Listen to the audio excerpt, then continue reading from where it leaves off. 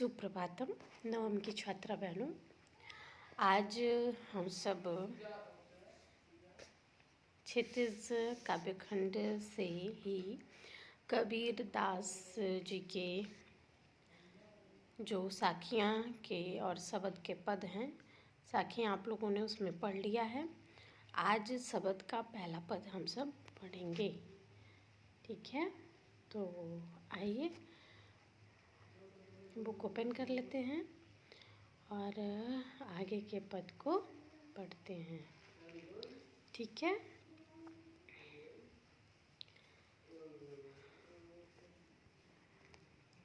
देखिए आ गया ये आपका। तो आपके सिलेबस में इस शब्द के पद में से पहले पद को ही कहा है पढ़ने के लिए, तो एक और पद मतलब दो ही दिया है, तो एक एक्स्ट्रा पढ़ लेंगे तो क्या हर्ज है ना? तो दूसरे पद को सिलेबस से हटाया है, लेकिन फिर भी हम पढ़ेंगे दोनों पद, ठीक है ना? अच्छी बात है, ज्ञान जो है व्यर्थ थोड़ी होता है। चलिए शुरू करते हैं। कहते हैं कबीरदास जी, मुझको कहाँ ढूंढे बंदे मैं तो तेरे पास में, ना मैं देवल ना मैं मस्जिद ना काबे कैलाश में, ना तो कौनो क्रियाक्रम में नहीं योग बैराग में, खोजी होए तो तुरते मिलियों पल भर की तलाश में, कहे कबीर सुनो भाई साधो सब श्वासों की श्वास में, ठीक है? तो अर्थात यहाँ पर कबीरदास जी कहते हैं कि इसमें स्वयं को निराकार ब्रह्म, ठीक है, को संबोधित करते हुए कहते हैं कबीरदास जी, हे मनुष्य, मोह को कहाँ ढूंढे बंदे, बंदे अर्थात मनुष्य, ठीक है? तो हे मनुष्य, तू मुझे अपने से बाहर कहाँ पर ढूंढते हो?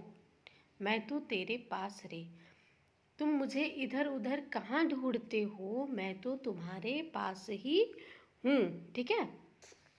ना मैं देवल ना मैं मस्जिद ना काबे कैलाश में, ना ही मैं किसी देवालय में हूँ अर्थात मंदिर में हूँ, ना ही मैं किसी मस्जिद में हूँ, ना काबे कैलाश, ना ही किसी काबा मक्का मदीना में हूँ, और ना ही कैलाश में, ठीक है?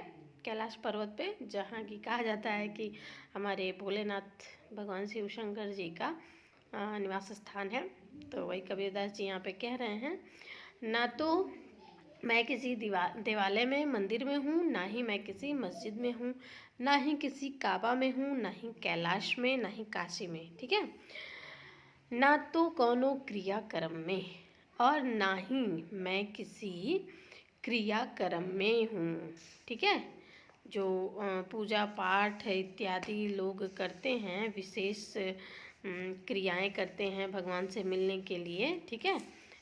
योग साधना ये सारी चीज़ें करते हैं, तो वही कह रहे हैं कि मैं तो किसी योग साधना किसी क्रिया कर्म में भी नहीं हूँ, ना योग बैराग में, और ना ही मैं किसी योग बैरागी यानी कि योगी हो जाते हैं लोग, बैरागी हो जाते हैं ना, ईश्वर की तलाश में दूर कहीं एकांत पे हिमालय या फिर ऐसे एकांतवास में किसी जगह पे चले जाते हैं, तो वो भी कह रहे हैं कि ना ही मैं कहीं किसी योग बैराग में भी नहीं हूँ, ठीक है?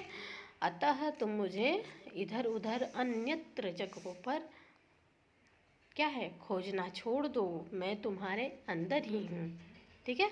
आगे कह रहे हैं, खोजी होए तो मिले तुरंतो, ठीक है? कहते हैं कि यदि खोजने वाला जो भक्त है वह सच्चा है, ठीक है, वह मुझे पाने की सच्ची इच्छा रखता है पल भर में तलाश में, तो पल भर की तलाश से ही वह मुझे प्राप्त कर लेता है, मैं उसे दर्शन दे देता हूँ। आगे कह रहे हैं कि कहे कबीर सुनो भाई साधो सब श्वासों की श्वास में। आगे कहते हैं कबीरदास जी भक्तों को संबोधित करते हुए कि हे संतो, हे मनुष्यों सुनो, वह परमात्मा वह सब प्राणियों के अंदर ही विद्यमान है, जैसे तुम्हारे भीतर जो है सांस चलती रहती है, परमात्मा भी तुम्हारे अंदर उसी प्रकार निवास करता है। वही प्राण बनकर तुम्हारे भीतर, तुम्हारे अंदर जो है क्या है, समाया हुआ है।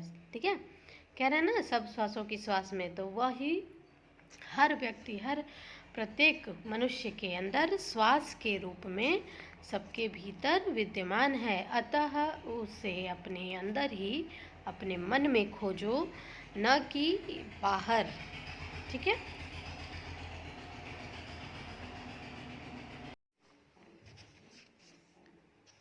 दूसरा पद कबीरदास जी का, आइए उसको पढ़ते हैं।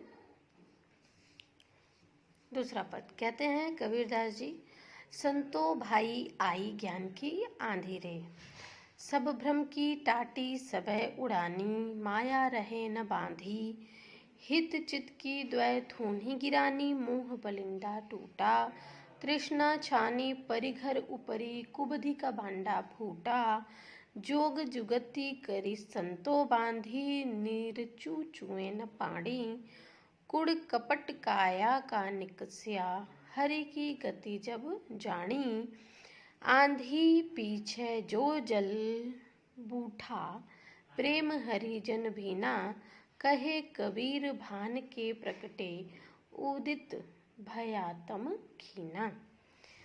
इस पद में कबीरदास जी जब मनुष्य के अंदर ज्ञान, जब वो ज्ञान का जो प्रकाश है वह प्रफुल्लित हो जाता है, मनुष्य के अंदर जब ज्ञान हो जाता है, जब वह ज्ञान को प्राप्त कर लेता है, जो नश्वर है उसके बारे में और जो स्थायी है, जो अस्थायी है, उसका भान हो जाता है उसे, तो उसके जो भ्रम रूपी, जो उसके अंदर अंधकार पड़ा होता है, जो अज्ञान होता है, वह क्या होता है, नष्ट हो जाता है। और उससे नष्ट होने पर जिस जिस चीज़ की अनुभूति होती है, उसी चीज़ के बारे में इस पद में कबीरदास जी बता रहे हैं। तो आइए देखते हैं क्या कह रहे हैं कबीरदास जी। कह रहे हैं, संतो भाई आई ज्ञान की आंधी रे। कबीरदास जी कहते हैं कि हे संतो, ठीक है, ज्ञान रूपी जो है आंधी आ गई है, भ्रम की टाटी सबे उड़ानी, माया रहे न बांधी।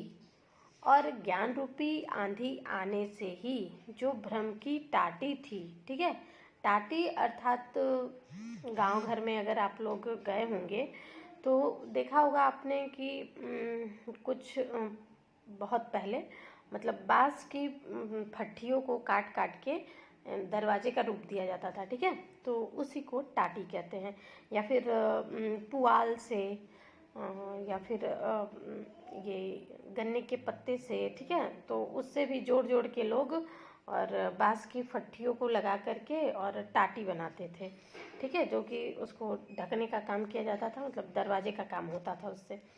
जैसे मड़ई या फिर छप्पर लोग बनाते हैं तो उसका दरवाज़ा बंद करने के लिए उसका प्रयोग किया जाता है। तो ये कह रहे हैं कि ज्ञान रूपी आंधी आने से जो हमारे अंदर भ्रम की, अंधकार की जो टाटी थी, वह पूरी तरह क्या हो गई है, उड़ गई है ना, सबे उड़ानी, ठीक है। तो भ्रम रूपी जो टाटी है वह उड़ चुकी है, माया रहे न बांधी, और माया रूपी जो रस्सी से वह टाटी बंधी थी वह भी क्या है, टूट चुकी है। हित चित की द्वय थूनी गिरानी, मुँह बलिंदा फूटा।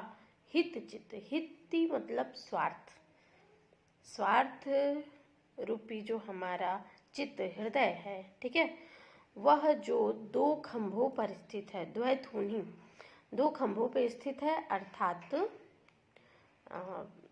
जैसे कह लीजिए विषया शक्ति, या फिर हमारे अंदर की जो होती है ना तृष्णा, और दूसरों के प्रति द्वेष, इस तरह की भावनाएं जो हैं, जो हमारे हित चित्त में थी, स्वयं के स्वार्थ की जो भावना थी, वह दो मन के स्तंभों पर स्थित थी, और ज्ञान रूपी आंधी के आने की वजह से वो भी क्या हुई है, टूट गई है।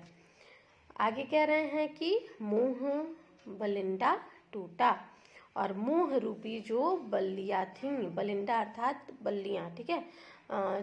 छत जो होता है उसको या फिर आप लोगों ने देखा होगा जब करकट रखा जाता है, छप्पर रखा जाता है तो मोटी मोटी बल्लियाँ लगाई जाती हैं, तो वही बल्ली बलिंडा, ठीक है। तो वही कह रहे हैं कि मोह बलिंडा टूटा और मोह रूपी वह जो बल्ली थी वह भी क्या हुई है, टूट चुकी है।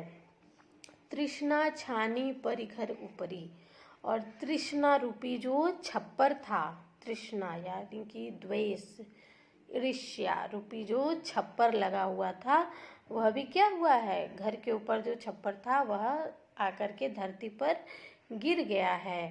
और आगे कह रहे हैं कुबुद्धि का भांडा फूटा, और जो कुबुद्धि थी हमारे अंदर, कुबुद्धि रूपी जो भांडा अर्थात बर्तन, ठीक है, भांड अर्थात बर्तन से है, तो जो कुबुद्धि यानी कि जो दुष्ट प्रवृत्तियाँ थी हमारे मन के अंदर, जो अच्छी बुद्धि विचार जो नहीं थे, वह उस कुबुद्धि रूपी उस विचार का जो बर्तन था वह ज्ञान की आंधी के आने की वजह से क्या हुआ है, टूट गया है। आगे कह रहे हैं जोग जुगति करी संतो बांधी निर्चु चुवे न पानी। जोग जुगति यानी कि हर प्रकार से संजो करके और युक्ति, योग साधना की युक्ति लगा करके संतों ने फिर से मतलब अच्छे ज्ञान को प्राप्त करके संतों ने नए छप्पर का निर्माण किया है, ठीक है। निर्चु चुए न पानी, और उससे पानी की एक बूंद, अब आंधी आई है तो आंधी के बाद क्या होगा, वर्षा तो होगी ही, तो वही कह रहे हैं कि निर्चु चुए न पानी, और वह निर्माण इतना मजबूती से किया गया है कि उससे पानी की एक बूंद भी नहीं गिर सकती है। कुड़ कपट काया का निकस्या हरि की गति जब जानी। हमारे मन में जो स्थित द्वेष, ईर्ष्या, कपट, छल की जो भावना थी वह सब निकल गई है हमारे मन से, वह सारी चीज़ें समाप्त हो गई हैं। निर्चु चुए न पानी, हरि की गति जब जानी, अर्थात जब हमारे मन ने हरि के रहस्य को, हरि की जो स्थिति है, जो उनकी गति है उसको जान लिया है, तो हमारे मन में स्थित सारा विकार क्या हुआ है, नष्ट हो गया है। फिर आगे कह रहे हैं आंधी पीछे जो जल बूठा प्रेम हरि जन भीना। और इस प्रकार से जब ज्ञान की आंधी के पश्चात भक्ति रूपी जल की जब वर्षा हुई है, आंधी के बाद जैसे हमने कहा ना वर्षा होगी, तो ज्ञान की आंधी के बाद जब भक्ति रूपी जो वर्षा हुई है उससे क्या हुआ है कि हरि के प्रेम में भक्त क्या हो गए हैं, भीन गए हैं। हरि प्रेम हरि जन भीना, अर्थात हरि के प्रेम में सभी लोग उस भक्ति रूपी वर्षा के जल में भींग गए हैं। कहे कबीर भान के प्रकटे उदित भया तम खीना। कबीरदास जी कहते हैं कि इसी प्रकार से ज्ञान रूपी जो सूर्य के प्रकट होने पर जो शेष अंधकार था वह भी नष्ट हो गया है, समाप्त हो गया है, ठीक है। कहे कबीर भान के प्रकटे, भान मतलब ज्ञान, ठीक है। तो कबीरदास जी कहते हैं कि इस प्रकार से ज्ञान के प्रकट होने पर वर्षा रूपी भक्ति रूपी वर्षा में स्नान कर लेने के बाद जो लोगों के मन में सूर्य का प्रकाश उत्पन्न हुआ है, उदित भयातम खिन्ना, ठीक है, उससे जो उनके अंदर का थोड़ा बहुत भी तम मतलब अंधकार था वह भी क्या हो गया है, नष्ट हो गया है, समाप्त हो गया है। तो आप सभी का यहाँ शब्द का ये दोनों पद भी समाप्त होता है और इनका भावार्थ भी आपको ध्यानपूर्वक कॉपी पर नोट करना है, ठीक है। तो आज का इतना कार्य करिएगा, शेष अगली क्लास में। थैंक यू, वेलकम बेटा लोग। स्वस्थ रहिए, मस्त रहिए। ठीक है, प्रसन्न रहिए।